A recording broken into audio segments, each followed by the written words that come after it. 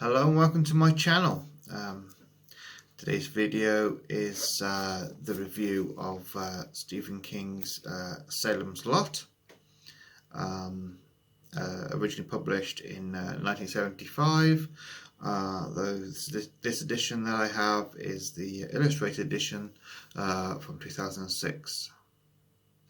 The blurb on the back of this edition says, Salem's Lot is a small New England town with an unusual quota of gossips, weirdos and respectable folk. Of course there are tales of strange happenings, but no more than in any other town its size. Ben Mears, a moderately successful writer, returns to the lot to write a novel based on his early years and to exorcise the terrors that have haunted him since childhood. The event he witnessed was in the house now rented by a new resident, a man who causes Ben some unease as things start to happen. A child disappears, a dog is brutally killed, nothing that unusual, except the list starts to grow. Soon surprise will turn to bewilderment, bewilderment to confusion, and finally to terror.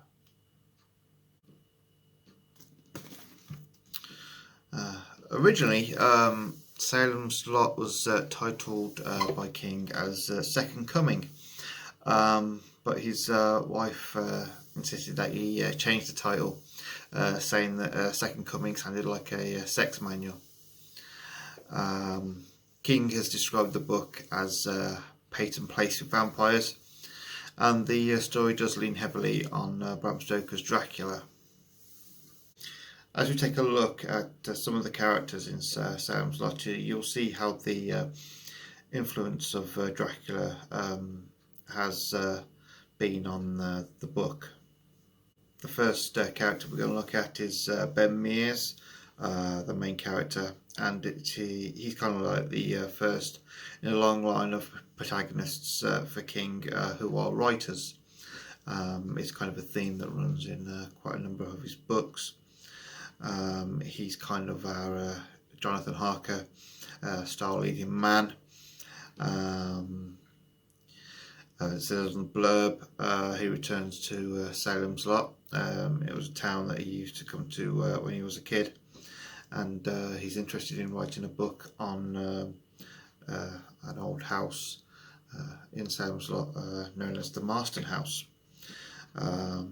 It looks over the town, and it has a quite infamous history. Ben broke in to the house when he was a kid and claims that he saw the ghost of the original owner, Hebe Marston, and the result of that encounter kind of shapes Ben pretty much throughout the rest of his life. Shortly after Ben's arrival in Salem's Lot, he meets a young woman called Susan Norton and becomes romantically involved with her. Susan Norton fills the role of both the Mina Murray and Lucy Western characters from Bram Stoker's Dracula, both as being a love interest for the main character, and as she is later turned into a vampire. It is down to Ben to act in a husband type role and put an end to her undead life. Susan is written as a very strong and independent person. She's quite a strong female character in the book, and though she lives at her parents', when we first meet her, she's very independent, and though she does, that Ben mentions that she looks quite young, she's actually a bit older and more mature than her appearance. Her relationship with Ben grows very well during the book, and it does make the scene where he has to stake her through the heart quite heart-wrenching. There are three other characters that have their inspiration taken from Bram Stoker's Dracula. Dr. Jimmy Cody, who's very much in the Dr. John Seward mould. Then there's the school teacher, Matt Burke, and the Catholic priest, Father Callahan. Both of those kind of embody the characteristics of Abraham Van Helsing. Father Callahan is the only one of the three to survive the town, but not in a way that he really would have liked. I won't go into what happens to him, so not to spoil the book, but he does appear in later King books, particularly in the Dark Tower series, I think from books 5 and I think in book 6 as well. One of the main characters that seems to be wholly King's invention is Mark Petrie. Mark is a 12-year-old kid. He's friends with a boy named Danny Glick. Danny and Danny's little brother Ralphie are the first victims of the vampire. Mark seems very much a kind of a reader stand-in, as in he's a horror fan. He loves horror comics and horror movies, and we see him in his room making up models of horror figures and things like that.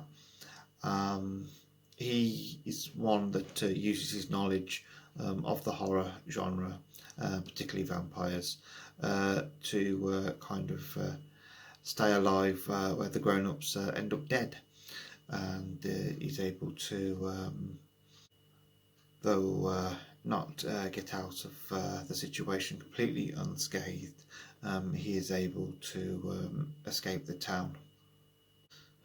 The antagonists of the book are two men named Richard Straker and Kurt Barlow.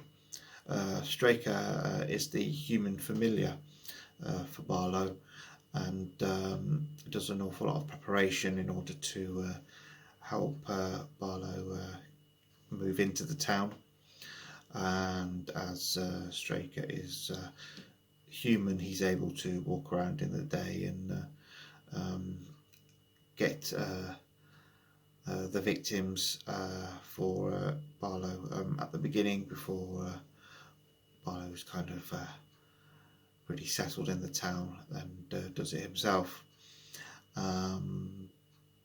There are a number of places in the book where Straker and Barlow are kind of gay coded, and gay slurs are used by some of the town folk to describe them as they open a shop in a town together, a kind of a antiques kind of shop. This shop theme is we'll see again in more of King's work. One that springs to mind is the book Needful Things.